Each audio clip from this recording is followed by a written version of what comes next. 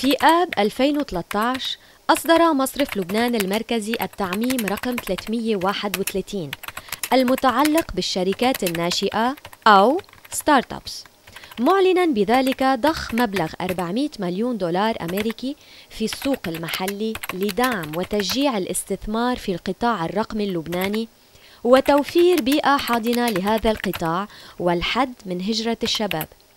هذا البرنامج يسلط الضوء على هذا القطاع التكنولوجي المهم والإنجازات العديدة للشباب اللبناني المستفيد من هذا التعميم.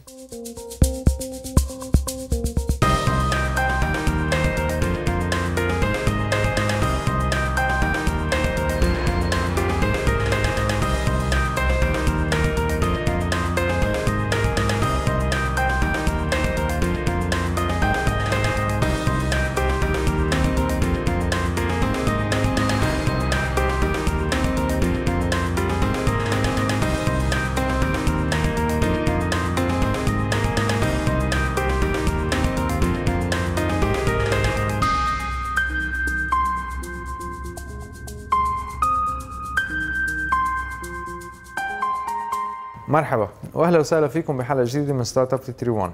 الليله حيكون لنا مقابله مع دوغلاس جريفيث اللي هو المدير للبنان انتربرايز ديفلوبمنت، احد مشاريع يو اس ايد، وكمان رح نروح على سراي الحكومه حتى نشوف اطلاق اول صندوق استثماري للنساء فقط من قبل اي ام كابيتال. بس هلا بدايه خلونا نبلش مع يو اس ايد. أعزائنا نحن هلا بإحدى مكاتب يو اس ايد، معنا مستر دوغلاس جريفيث اللي حيخبرنا عن الخبر اللي جبنا لكم اياه الأسبوع الماضي اللي هو لبنان انتربرايز بروجكت أو ذا ليد بروجكت، ومعنا المدير التنفيذي لهذا المشروع. Douglas, hello and welcome to Lebanon. I understand you're new here. Thank you very much. So how do you find Lebanon so far? I enjoy it. I've been here 8 months and it's a lovely country. I've had a chance to visit parts of it and I'm really glad to be here. I'm going to start with USAID first of all. Let's explain to the audience what USAID is, what is their mission, what do they do now. We've been following USAID's work for quite some time now, and they've been here for a number of years.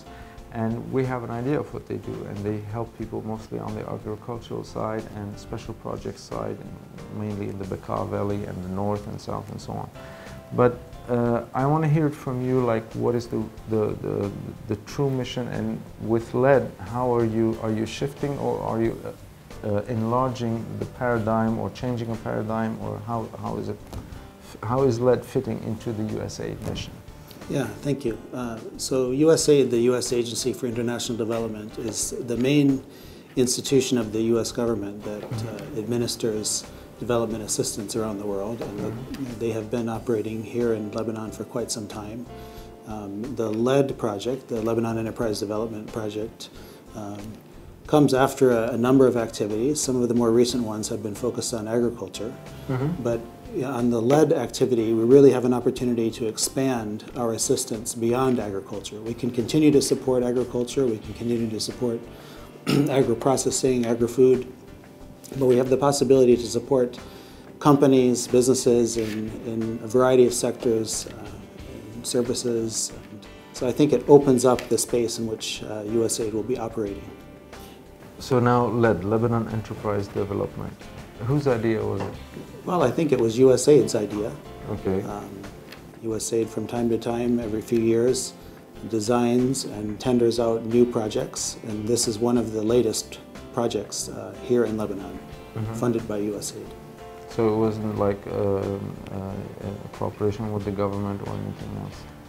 I don't know the exact methodology used to design it, but typically there's consultations that are involved in designing projects, and then projects are tendered. So there's proposals submitted by companies that are interested in administering these projects on behalf of USAID, and so some of the ideas are fine-tuned in the proposals that are received by different companies submitting. So let's define the mission, what does it do, the specifics of it. So the main objective of the LED project, of LED, is to stimulate new job opportunities for Lebanese citizens, new employment opportunities for Lebanese. And the way in which we go about that is by supporting Lebanese companies supporting them to grow. The basic methodology or the basic rationale, let me say, for LED is that if we can help companies to increase their sales, their turnover, to do more business, then it creates a need within the company to hire more employment and to hire more Lebanese. Okay. So our objective really is to find Lebanese companies that have the possibility to grow, have an interest in growing, hopefully have some plans for growth. We're looking for companies also that have a very good understanding of who their market is, what their market is, who their market is, and who their buyers are, who their customers are. We'd like to work, or rather support companies around a transaction. What I mean by that is helping companies to make new deals with new customers or to make better deals, bigger deals with current customers. So if we can help a company to understand better what a new customer, it could be a local customer, local buyer, it could be a buyer in an export market.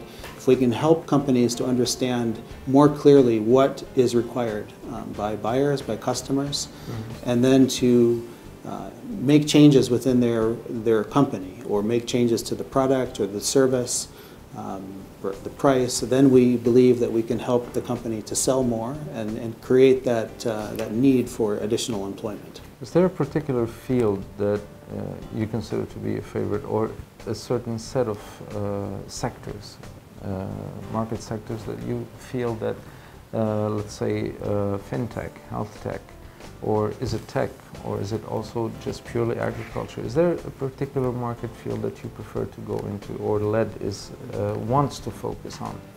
I think the beauty of LED is that we have the possibility to follow opportunity wherever it leads us. Okay. So, that means that we are not limited to any particular sectors. Having said that, I think, some of the more traditional, if I can use that term, industries of Lebanon, agri-food, tourism and hospitality are of interest to us. But I think, the knowledge economy, the tech economy is of great interest to us well. It's an area that we need to explore more.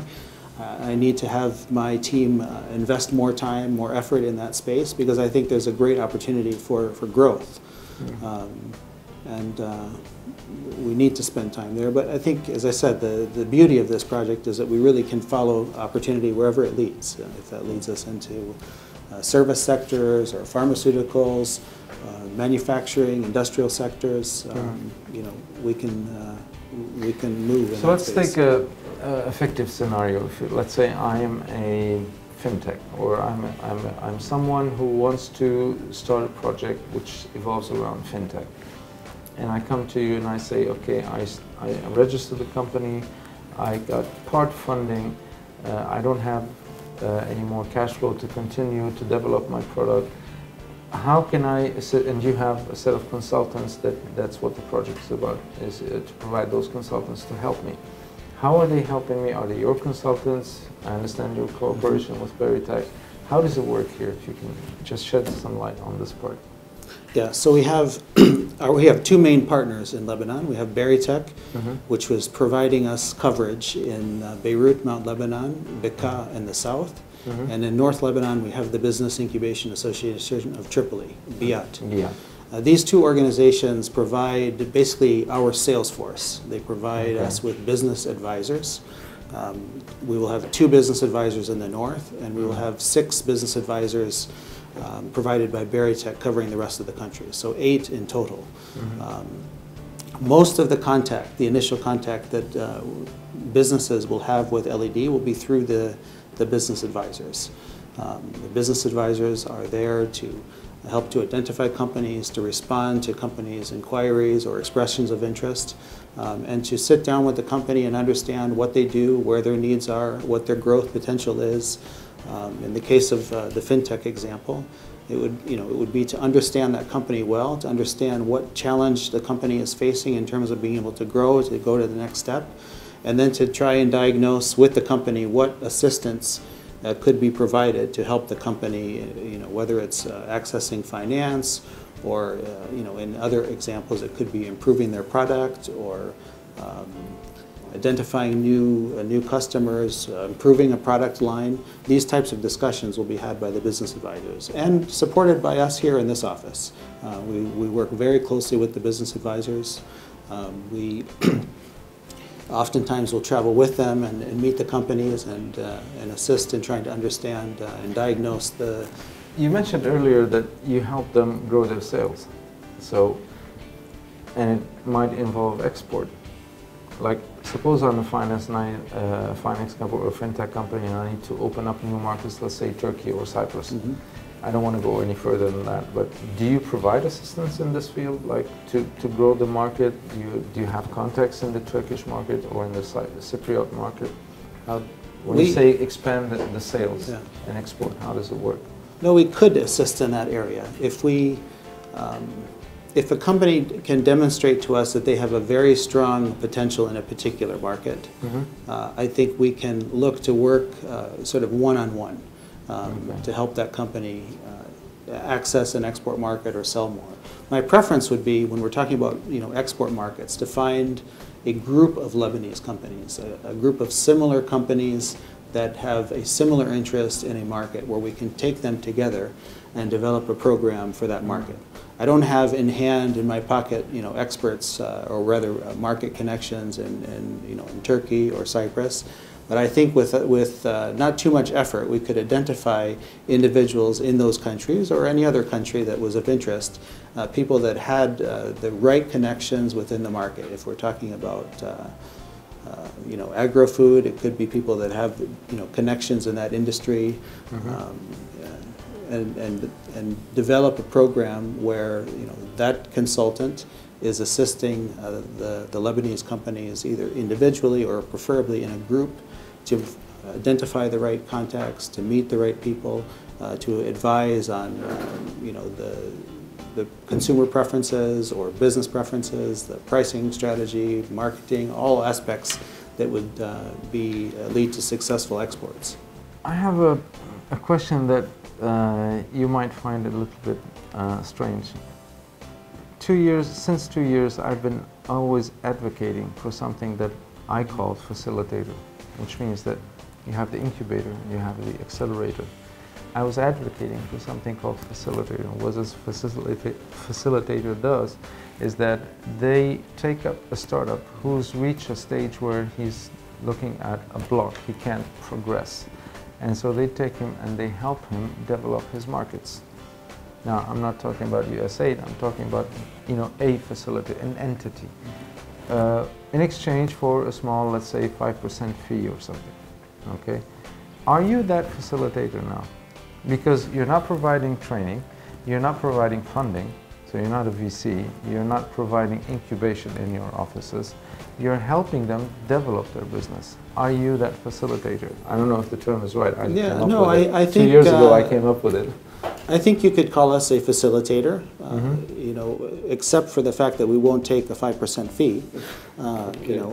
Our technical assistance, our service is free of charge. Mm-hmm. Though companies, typically when we provide assistance, when we provide a consultant, the company is making many investments alongside that consultant. So though mm-hmm. they're not paying directly for the consultant, they're paying mm-hmm. for many other things that enable the consultant's work to be fruitful. So I think we are a facilitator.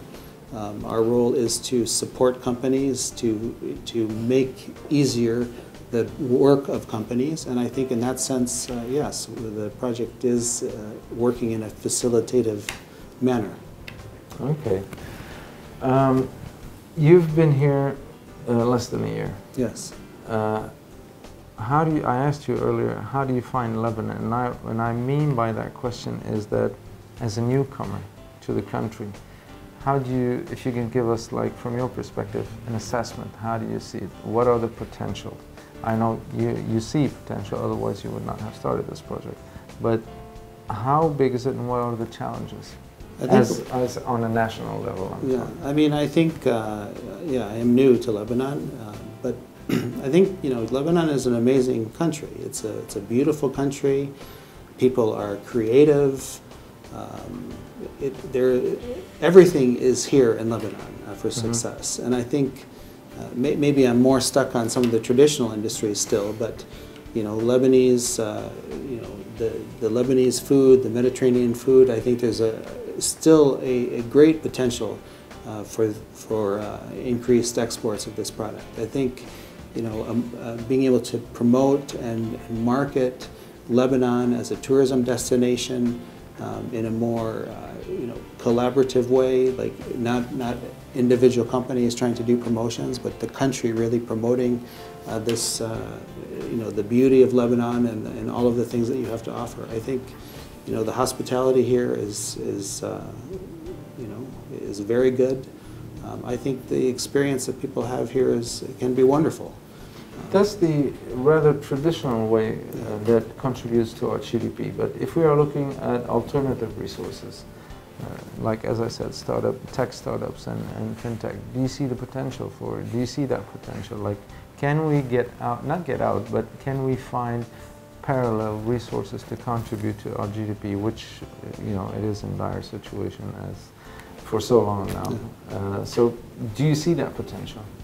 I think the human potential of Lebanon is enormous. I've had the chance to interview a number of people, oftentimes for positions in this office, but I'm really struck by the energy that the young people have, the interest in contributing to this country and making a difference. I think there's so much talent. The language factor here is an advantage. I think this is why. And you didn't find any difficulty? Well, okay. I think there's great potential. This is why I think the knowledge economy, the IT, the startup sector, though it's been supported a lot, which is appropriate, I think it's capitalizing on what Lebanon has, which is creative minds and people that are interested in making a difference in the country and in the world. Last question, if I may. How many projects are you, so far, since you launched? I know you just launched, but how many projects are you handling right now? Or are you still recruiting projects? Company projects you're talking about. So far we have only 5 companies that we've signed up. I have another 10 that are nearly at that stage, and I have 20, 25 that are in early stages. Prospects. So we're really moving now, and I feel a good momentum. I'm very optimistic for our possibilities to find good companies to support, and the prospects for facilitating, as you said, facilitating new job creation in Lebanon, increased sales. I think this project is a fantastic project. I'm very optimistic, and I'm happy to be leading it. Well, we wish you good luck, and I hope that in, say, 6 months down the line, we will be able to sit down with you again and check on the progress, and if we can sit down with these companies, see how they're doing and what they benefited from this project. So good luck, Douglas, and thank you very much, and welcome to Lebanon again. Thank you very much. It's a pleasure.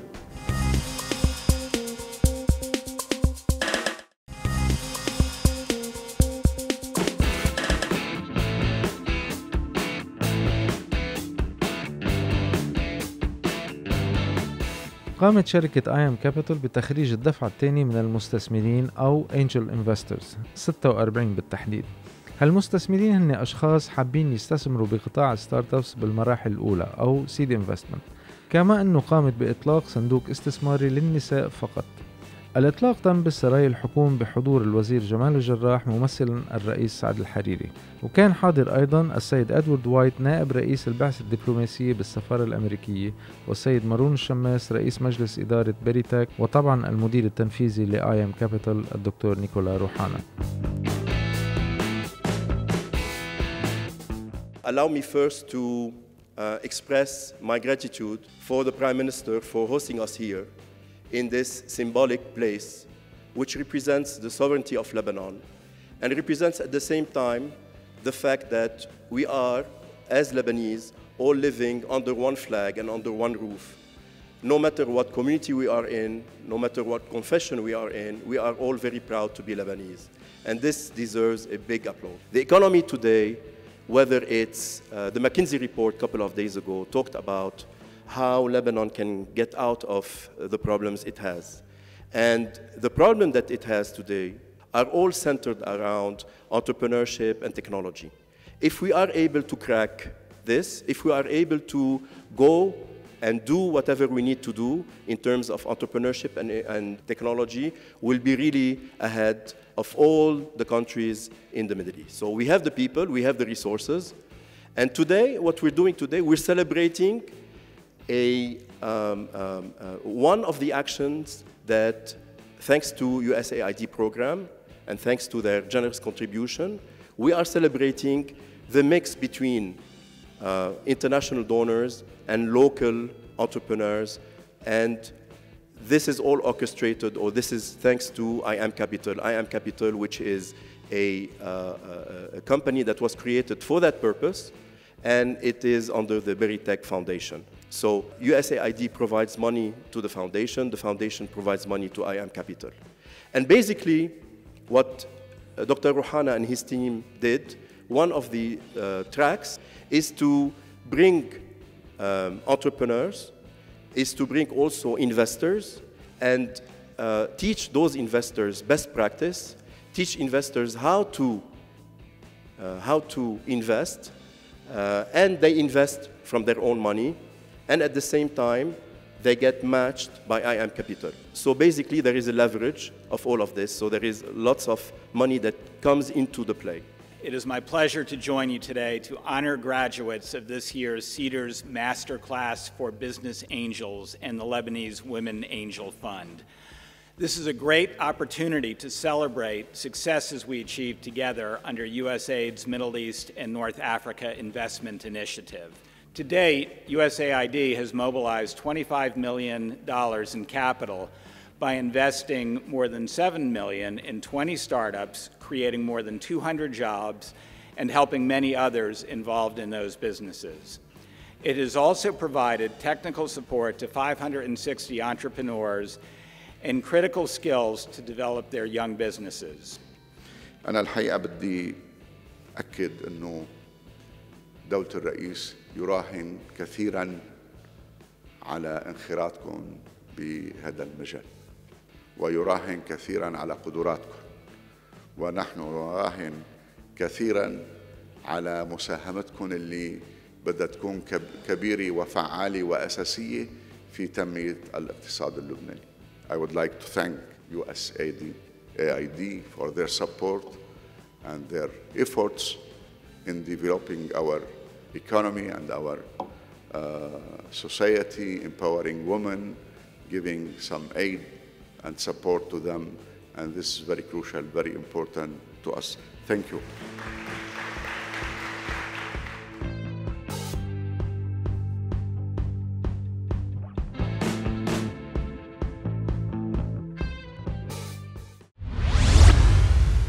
بستارت اب نيوز الخبر الاول الليلي من بايدو. بايدو هو شركه مماثله لجوجل بنفس القوه ونفس الضخامه كمان، ولكن في الصين. بايدو بلشت هلا عم تدخل على نطاق النقل المشترك، ورح تطلق اول مشروع لاوتونوموس باسز او نقل مشترك ذات قياده ذاتيه، يعني عم نحكي عن اوتوبيس بيحوي على 14 راكب، وتم لحديث هلا صناعه 100 باص منهم، وعم بيحضروا حالهم اول 2019 يدخلوا على مدينه يابانيه بعد ما حددوا. والباص كمان حيكون له فيتشر فيشل ريكوجنيشن، يعني لما الشخص بيدخل على الباص بيعرف مين هو او بيعمل ريكوردينج مين هو، يمكن ما ضروري يعرفوا مين هو بس بيعمل ريكوردينج. هلا هالباص هيدا حيكون ضمن نطاق مدينة محددة، نحن كلنا بنعرف انه الباصات بتمشي على روتس معينة، فهيدا الباص هو قيادة ذاتية ورح يمشي على نطاق معين. خلونا نشوف الفيديو.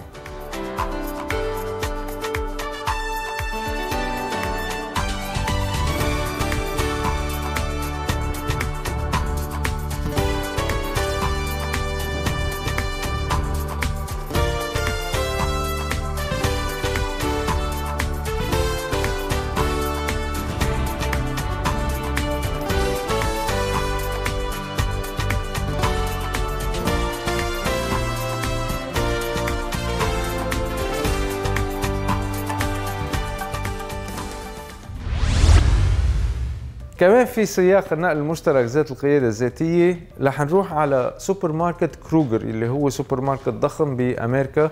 اتفقوا مع شركة اسمها نورو، كمان رح ينقلوا أو يعملوا ديليفري لكل الطلبيات اللي بتنعمل بسوبر ماركت كروجر، رح يعملوا ديليفري بأوتونومس ديليفري تراك.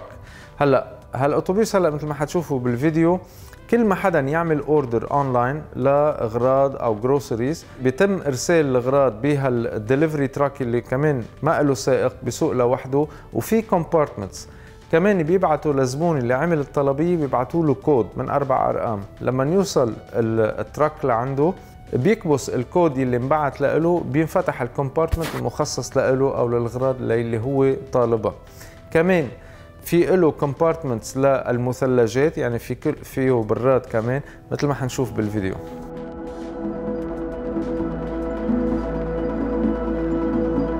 Every day there are things you need to get and things you need to do. What if some of those things could be done for you, easily and affordably by someone else, or by something else?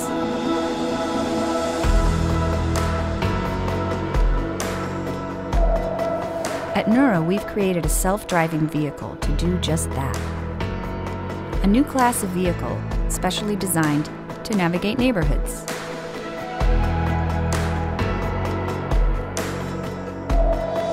To keep what's outside even safer than what's inside.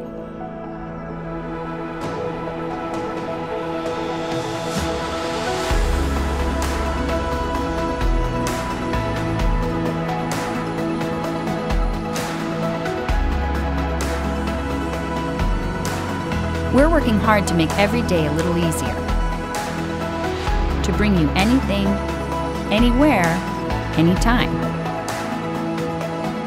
so you can spend your time on the things that matter most. Nuro is building technology that works for all of us.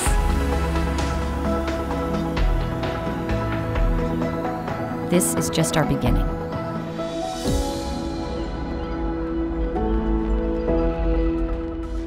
أما في مدينة ميامي، فورد اتفقت مع شركة اسمها بوستميتس. بوستميت بيعملوا ديليفري لجروسريز وأيضا بيعملوا ديليفري لفود من بيتزا وهامبرجر وإلى آخره.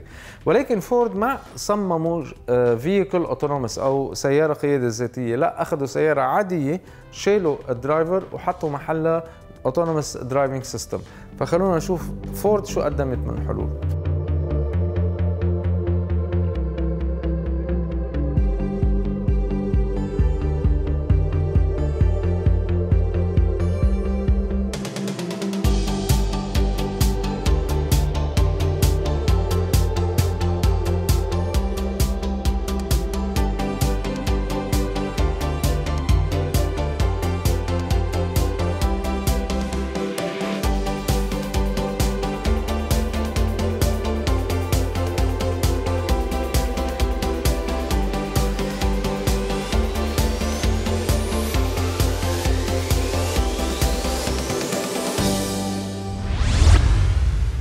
كمان في مجال النقل، أوبر عم تحكي مع كريم بما يختص بمنطقة الشرق الأوسط. نحن كلنا بنعرف أنه المنافسة قوية جدا ما بين أوبر وكريم بالمنطقة العربية.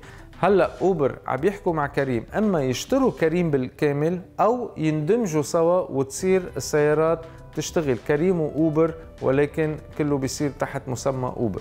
طبعا بالحديث مع كريم ما قبلوا لا يأكدوا ولا ينفوا انه في محادثات.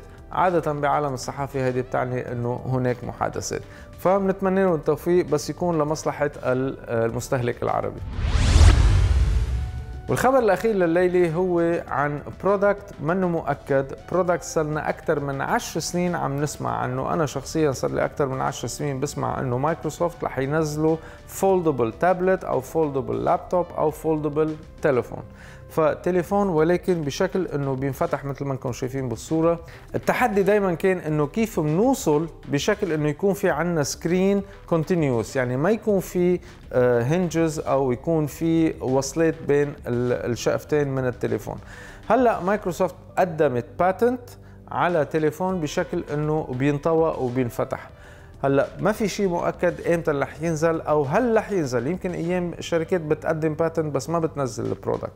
ولكن كمان عم نسمع اشاعات عن سامسونج انه رح تنزل جالكسي اكس او جالكسي 10 مثل ما الايفون او ابل نزلوا ايفون 10 ونزلوا ايفون 8 كمان. فهلا عم بيقولوا انه سامسونج رح تنزل جالكسي اس 10 او الجالكسي 10 اللي حيكون كمان فولدبل. بس حابين ناكد هون انه هالصور اللي عم بتشوفوها هيدي صور لبرودكتس منا مؤكده، وحتى وجود البرودكت نفسه ان كان من مايكروسوفت او من سامسونج منه مؤكد. هذا فقط تصور رسام على كيف ممكن يكون الفولدبل فون.